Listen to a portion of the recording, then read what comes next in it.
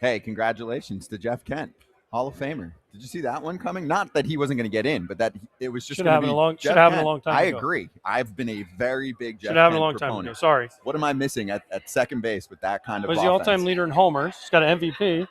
He got a World Series. Let's not forget. People forget he got a World Series with the Blue Jays.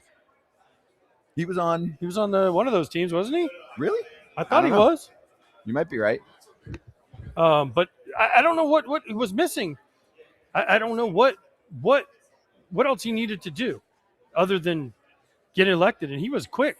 Did he not win a World Series, Kratz? He's shaking his head. Yeah. Yes. Wait, he got a ring. He was on Toronto. He was on 92 team. 92. They won 92, 93.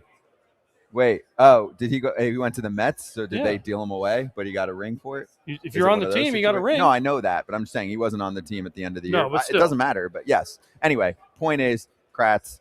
I think we all agree Jeff Kent deserved to be on there. He wasn't getting as much attention during this exact run. I felt like there was a lot of Don Mattingly and Dale Murphy talk, and a lot of course, Bonds and Clemens talk. You know, who actually got the second most love was Carlos Delgado. As he should also. That's another guy that should get some love. I agree. And Kratz, we didn't get into this a ton last week, but when you do match up Don Mattingly's numbers and Carlos Delgado, you're like, okay, Delgado needs to be in over him.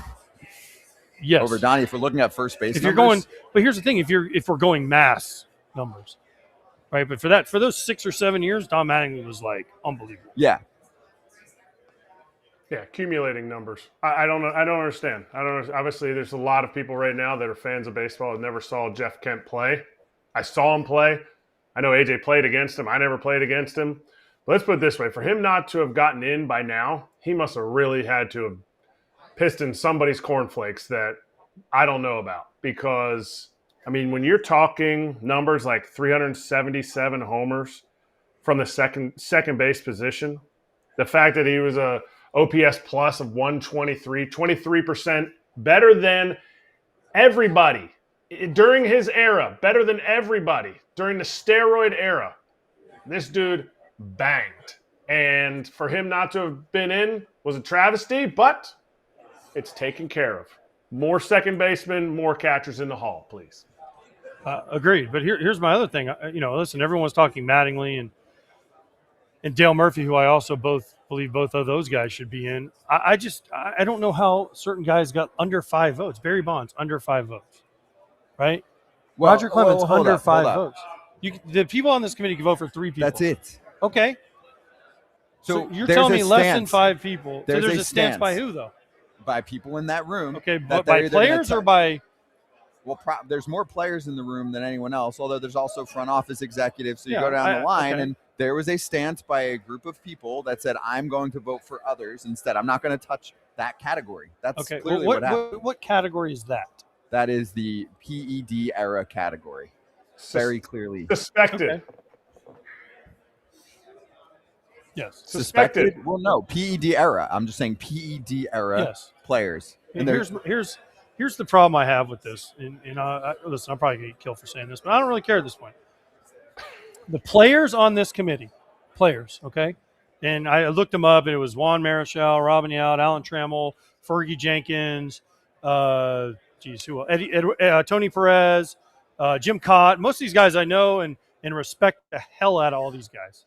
But my problem is as a former player, and I played in the heart of this. Okay, I was in the beginning of my career was this, and then it got cleaned up. Right, I've said on the record, if you got tested positive after 2005, then you're out for me. Right, if you did it before, I don't know. But for these former players that were sitting in this room, and my question is, if you're looking at Barry Bonds, you're looking at Roger Clemens, you're looking at Gary Sheffield, and you're looking at some of these guys that are alleged to take steroids, right? Then I'm going to ask all these players this question. Did any of you guys take a Greenie? That's a different category, though. Why? That's what they're going to tell you. Why? It's the same exact thing. Well, they guys, took a PED that is now Cocaine. banned from Major League Baseball. So if you took one in your career, then you're the same as these guys. Did you just say cocaine? Yes. I mean, because the argument is going to be, oh, well, steroids was illegal.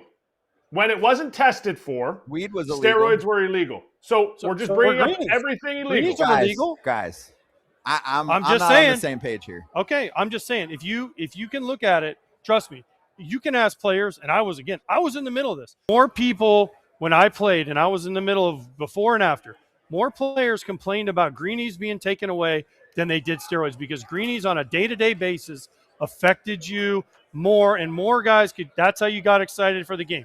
More guys took those than they did, and that's why Adderall became such a big thing. For years, guys were like, oh, man, I got to get on Adderall. No, it was an outrageous amount of baseball players that were on Adderall legally, right? But if you were, again, this is my whole argument. If you took anything illegal, that is illegal and not allowed now by Major League Baseball. And that's everyone says, oh, they weren't against the rules in baseball, but they were illegal. A greenie you can't just get, right? And there was green ones, pink ones, black ones. There was all these different pills you could take to get you excited for a game. So if you're a former player and you ever took any of these, Pete Rose. Yeah, but Pete Rose said he took like 10 a day. You got to draw some type of line. Why? It's the same thing. It's okay for you to categorize. So you're saying steroids and greenies, both not allowed, right? Illegal to just be popping those. Yep. That's the same category. Yes, it's when a performance-enhancing drug. The line. Okay. And they're now they're banned. If it's not a performance-enhancing drug, why do guys get in trouble for taking one? You still get a penalty. Now if you get caught using greenies, you get. I'm sorry, but a PED to me, suspension. That's the problem I have with this whole thing. Like, why do these former players, and they're all Hall of Famers, and they're better players than I was, so please don't use that against me. But to me, if I'm as a former player, right, I look at it and I say, okay, I know what I did, okay, and I can't look down upon guys. I took a greenie. I did one. I took one greenie. That's it. One, because I'm shocked. Yes, and I'm not going to get into the story. It's a funny story, but I took one and I thought I was going to have a heart attack, so I never took another one. Yeah, too much. Okay, but for me to look at a guy who I don't even know what they took and say, oh man, he's bad. I'm in the Hall of Fame, but he's bad, and I'm not letting him into my club.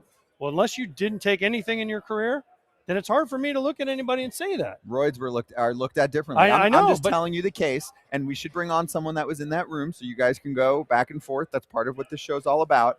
But I'm just telling you as the messenger here that roids are looked at differently. There's a line that's drawn. Those are like the poster boys for that era, and that's why this is occurring. It's all good points, but at some point, we should get into it with someone.